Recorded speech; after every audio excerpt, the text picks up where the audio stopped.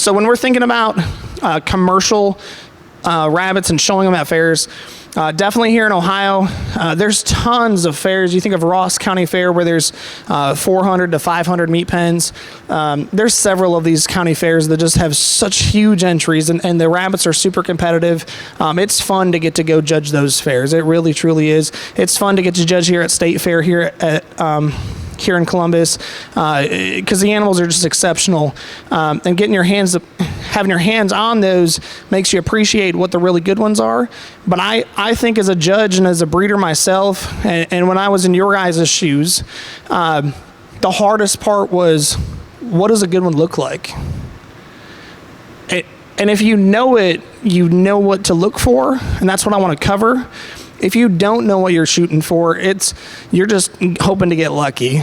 And I'll tell you that after we get done with the presentation, I hope you have an appreciation for what a good one looks like, as well as you can see it and be able to evaluate animals in your own barn to be able to decide, are you close, or do you need to get different traits?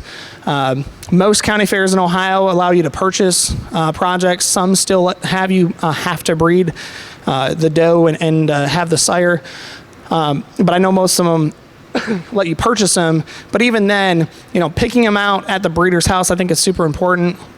And being able to know what a quality one looks like and know how close you are, I think is super important. So I want to start off with, what are the most common breeds of market rabbits or commercial rabbits?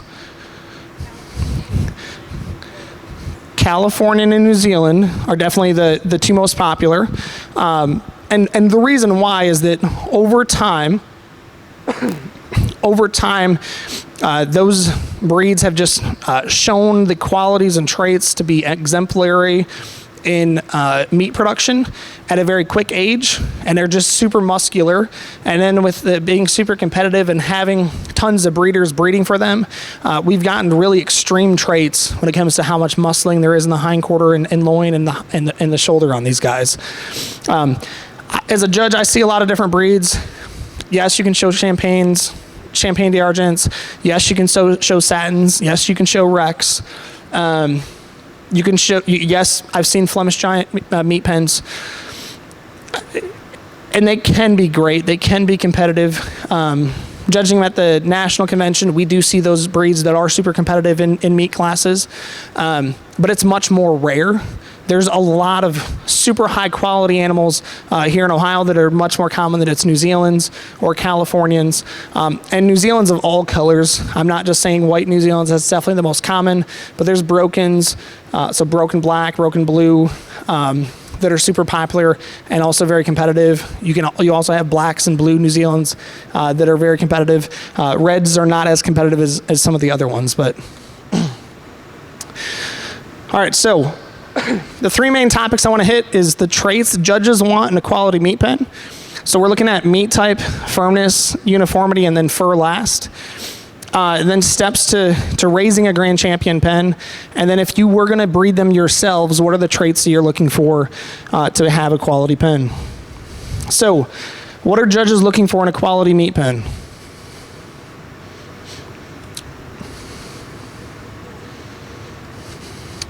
So when we're evaluating market rabbits, we're looking at them from three views. We're looking at them from the hindquarter view, from above, and then the profile.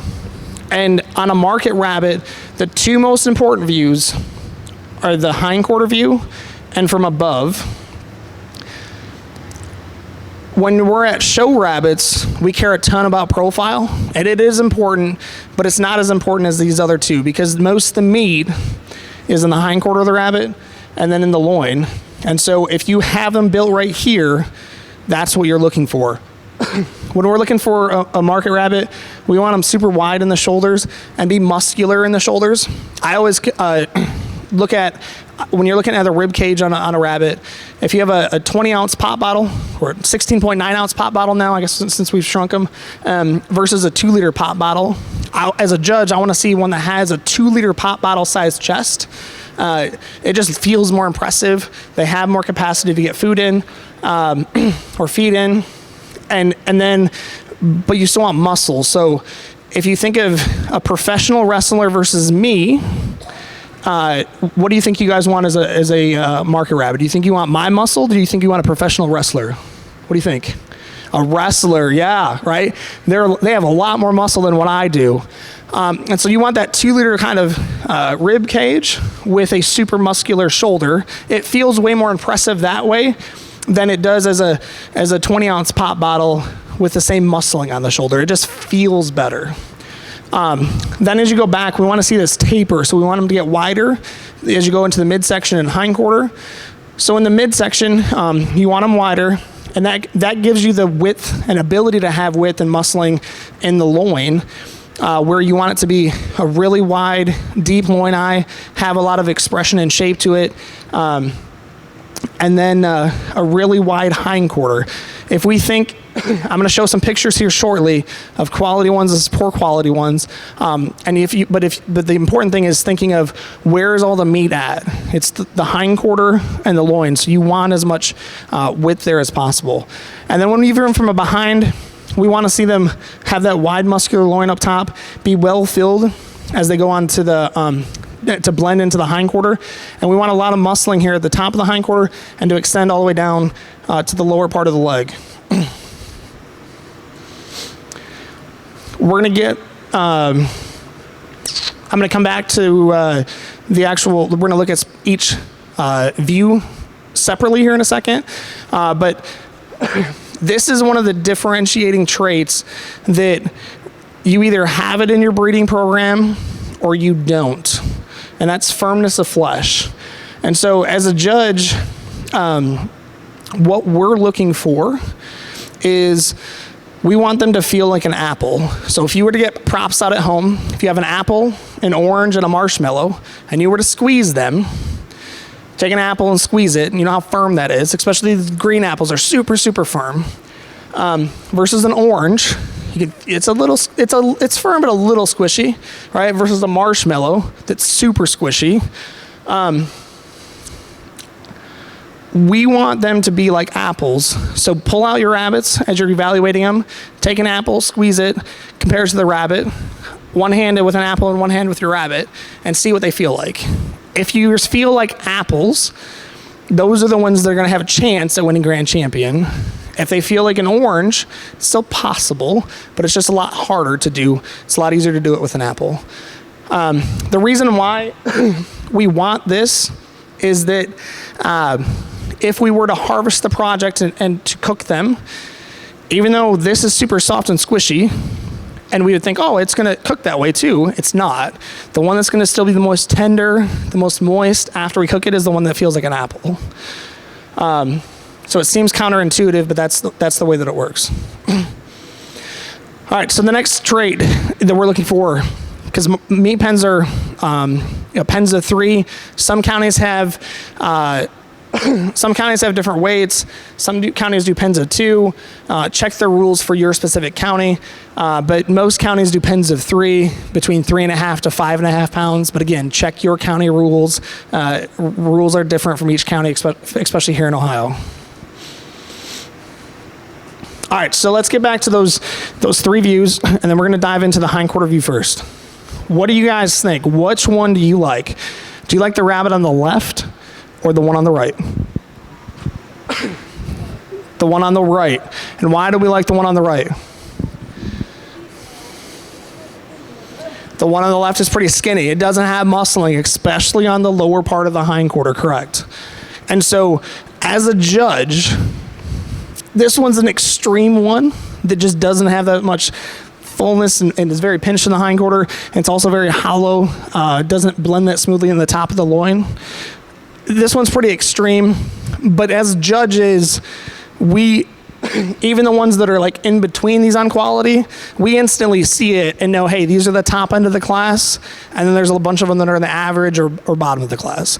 And so the reason why I show examples like this is that I want you guys to know and be able to take them home and look at them and compare them to what your animals are, so that you know where you think you should place at your fair, because the grand champion ones at fairs are definitely going to be like the one on the right. And so, yeah, you can see with I have all these colored with the stoplight coloring. So green's good, yellow's caution, red's bad. All right, I got another one. What do you guys think about this one? Left or the right? The one on the right. Okay, yeah. Right, and once you see it, you see it of what you were looking for. All right, I got another example, though. Which one do you guys think on this one? Still the one on the right, right. So this rabbit on the left still has a super huge loin. I definitely appreciate that about it. With other being show rabbits, though, we still want them to blend smoothly. And the rabbit on the left just doesn't have that much smoothness in its muscling compared to the one on the right. So that one's, the one on the left we call a hollow loin. All right, now we're gonna get to above these rabbits. These are extreme examples on both ways, but which one do you guys like, the one on the left or the one on the right? The one on the right, right. So think about it, right? Most of the muscling's in the hindquarter and in the loin. Do you think the rabbit on the left has that much muscling in the hindquarter and the loin? It does not. It does not. So she just naturally doesn't have as much muscling in her hindquarter. So if we were to harvest them, we would definitely expect the one on the right to have way more meat product to them than the one on the left. And although this is a super extreme example, right, she's actually wider in the front end than she is in the back end, which isn't that common. We see it much more common where we see it much more common as judges where the difference is this versus the one on the left that lacks taper. This is a very average rabbit. It's a very common rabbit. It's one that you see at a lot of county fairs. And just for illustrative purposes, I have what would be the line around this rabbit drawn on this one.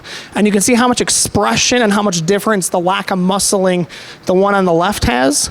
And just the potential for muscling, how much it's giving up on the one on the right. And so like as judges, when we're thinking about what's the rabbit that's gonna win grand, and we put our hands on this one first, or at some point in the class, we know that that's one that's gonna go instantly to the top of the class. So other variations on width of body. I want you to visualize, there was the rabbit that had the hollow loin before. All right, now I'm gonna show you the same, it's a different rabbit, but the same concept with these. And I want you to see the one on the left. See how you can see the loin? See how you can see that divot? Right, once you end up starting to learn, and if you just learn them one piece at a time of just looking at them from above or just looking at them from the hindquarter, they start blending together. But you can easily see that like that rabbit has a hollow loin. Okay, everybody can see it? This one doesn't. It's full, even when you look at it. And yes, the main thing we're looking for from above is how much width they have, but you can still see those indents and such in the rabbits.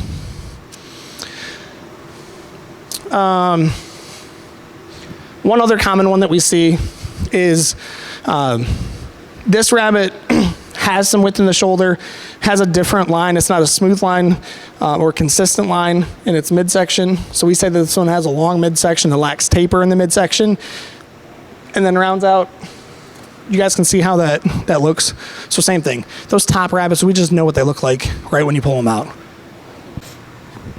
All right, now when you're thinking about market rabbits, again, hindquarter and above are the two most important things.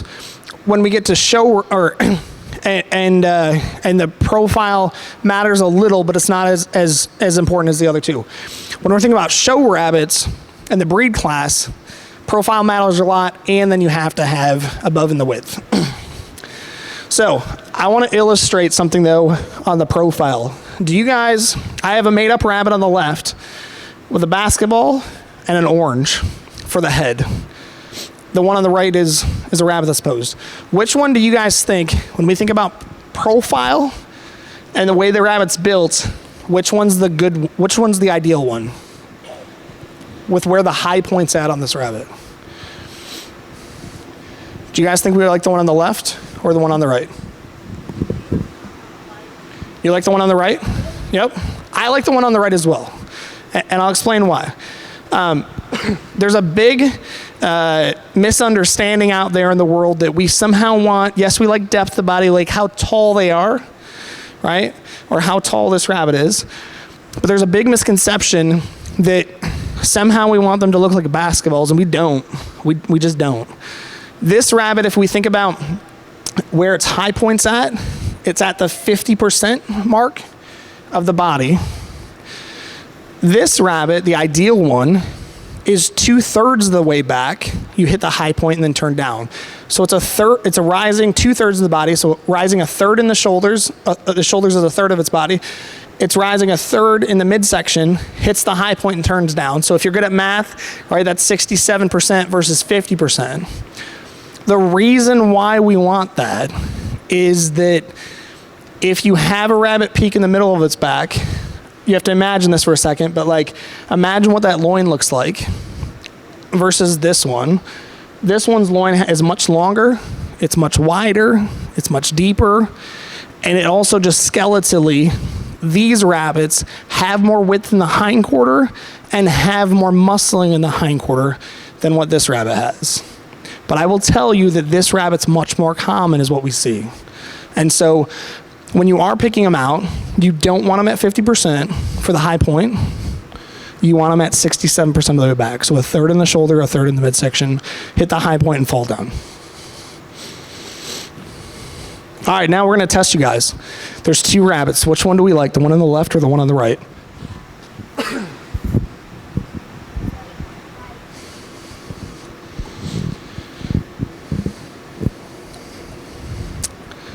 So we like the rabbit on the left because it's taller, it's deeper. So this same line is this same line. This one is taller in its overall body shape, and that's why we like that one. So let's look at another one.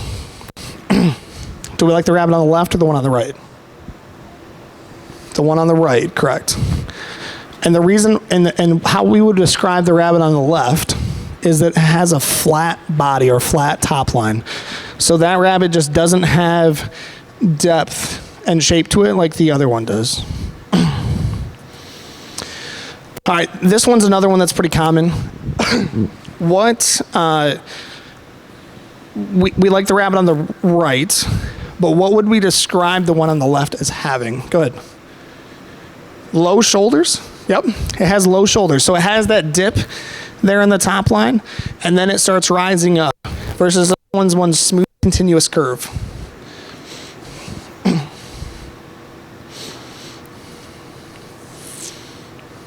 All right, and when we think about market rabbits, so what we're looking for then is you guys literally have exactly what I'm looking for as a judge. That hindquarter view, you saw the extreme bad one versus the great one. Same thing from above, the bad one versus the really good one. Same thing on the profile. That's literally all we're looking for when we're thinking about them. Yes, we also grab the legs and we feel the legs and we dig into the muscling a little bit, but like if you get that part right, you're really close to grand. And if you get the ones that feel like apples, you also have the ones that feel or have the best chance of doing well. And then yes, we want them, 3 of them to all look the same. So if you were choosing to breed these animals and have breeding stock in them, literally you just want those parents to have those traits. Have the firmness of flesh, have the width and muscling in the hindquarter, have the skeletal structure for that. There's really no secret. Once you have that, you have the best chance to produce that same quality. What questions are there about on-market rabbits or commercial rabbits? Do you guys have any? So they're showing American. Okay. Okay. So that's just to try to bring that food back. Yeah. Saying that profile is just. So her question is that they're planning on showing Americans for their breed for market, which it is a commercial breed, or it's a semi-Irish breed, but it's a 6-class rabbit, so it has quick growth rates. So her question is, what are they supposed to look like? Since they're competing against animals that we're just looking at, if we were to harvest them that day, how much meat do they have? That's how we evaluate them as well. So like how much muscling do they have in the hindquarter? How much muscling do they have in the loin? How much width and muscling do they have in the shoulder? In terms of the profile, yes, we want a different shape to the top line because you still have that lowness in the shoulder. There's semi-arch or mandolin type. But you still want to see how much total muscling and meat they have, and that would be the same whether we'd be evaluating them same thing compared to any of the commercial breeds. So it's just a lot harder because that breed it just doesn't have the same genetics, from what I've seen at least, of the meat producing capabilities. Yeah, they're very bony. Yeah. And that's why if you want a competitive one, it makes more sense to compete with or do those others. But I know people do that for other reasons, like they want to have a different breed than other people, or keeping the breed alive and heritage and such. So, what other questions are there? Go ahead.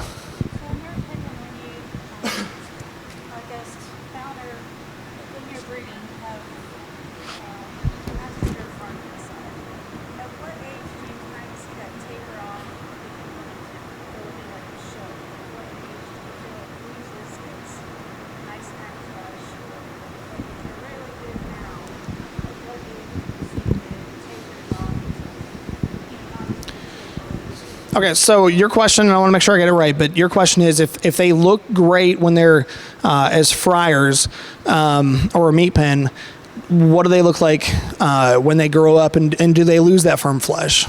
And the answer is they don't lose the firm flesh. They don't lose the muscling, right? They're built that way. They're built the same way. Like when we're going through and evaluating which ones we're going to keep in our barn, we're making those decisions when they're young initially.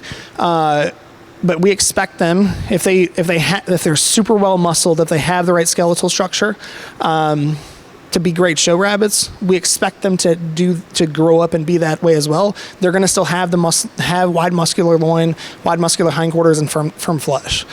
You would expect those traits to come through as they grow up. Good. How old do you start breeding your does for meat pens? In our barn, we would start breeding a New Zealand doe around 7 months of age is the youngest that we'll breed them. Ideally, they're 8, 9, something in that range. But we definitely want to breed them 100% certain that you've bred them before a year. And I think that's probably one of the things that happens for a lot of families is that, and we're breeding them multiple times a year. We're not just breeding this one time for fair. I think that's one of the biggest things that people don't have success with is they're only breeding that one time at fair or for fair. And they're waiting a long time. If you wait until after a doe is a year old, it can be done where you get her bred, but it's very difficult. It's very hard to have them conceive. Go ahead.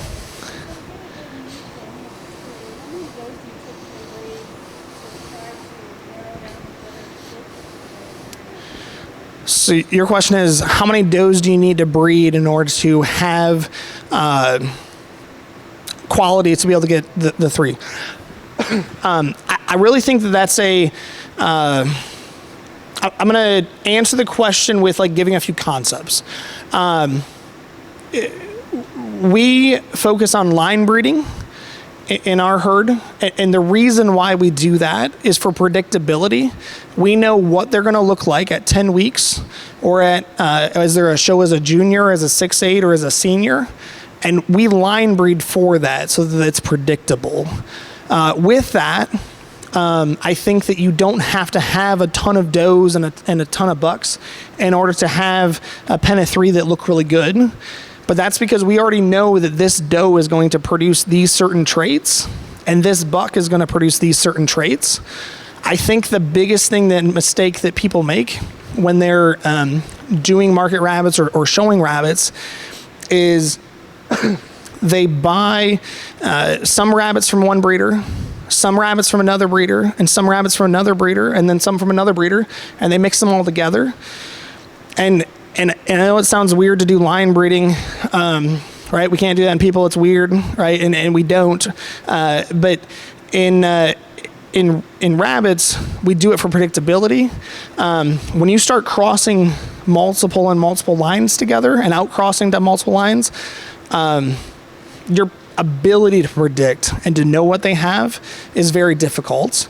And so at that point, yes, you need volume of rabbits to be able to get 3 consistent.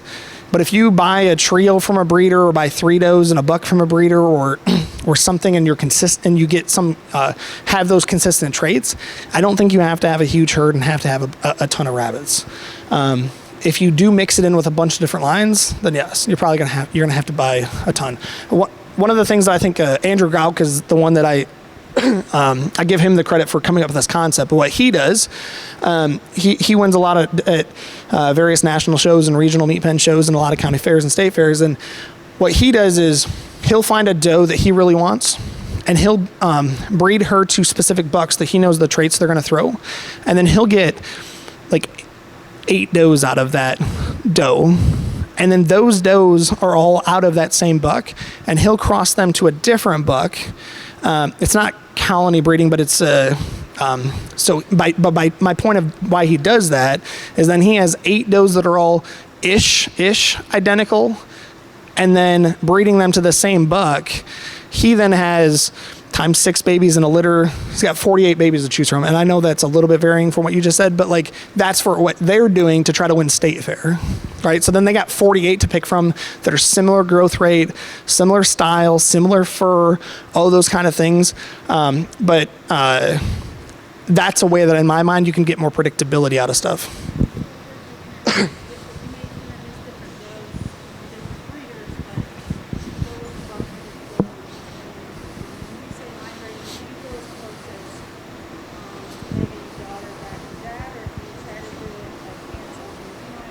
Yeah, so her question is, when we're doing line breeding, like what does that mean and what does it look like? She asked if we were breeding like daughter to father or something like that, and we're not going that close. We're going to like aunts and uncles, we're going to grandparents. We may have the same buck on the pedigree 3 or 4 times, and for some people that's super extreme and weird, but that's the way to lock in those traits that he's super powerful and potent, and we expect those to produce a certain way. That's how we do it, and that's what I think a lot of successful breeders do in lots of different breeds and rabbits. But it's a concept that I know that most people, I feel, make a mistake on when they're trying to get in to buy some from here and some from there and some from somebody else and breed them together. And it's hard to predict what's going to happen. What other questions are there?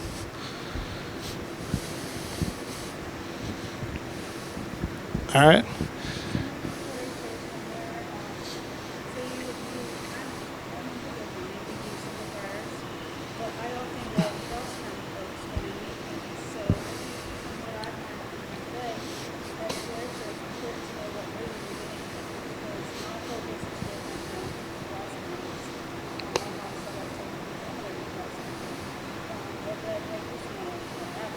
Right. Yeah.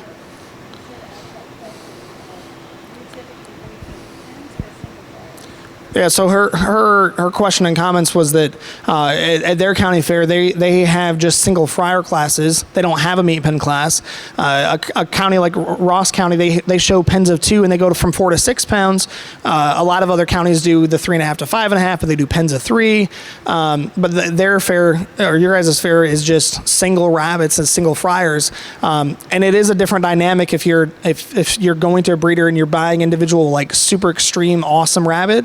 1 rabbit for each entry versus a pen of 3, because even if they could all be extremely good but just built slightly differently and not have that uniformity trait. So yeah, it's super important to communicate that to breeders. There's lots of really great breeders out there. Just make sure it's clear to them of what you're looking for in the project and what your goals are. All right, well, hey, I appreciate your guys' time. Thank you so much. And if you guys have more questions afterwards, please let me know. But thank you. And these videos will go, this one was live streamed, but then we will be editing and having the videos put up again as well. But thank you guys. Hi, everyone. It's David with Rabbit Show. Have you learned something in this video so far? Hit that like button so that you continue to see our newest videos.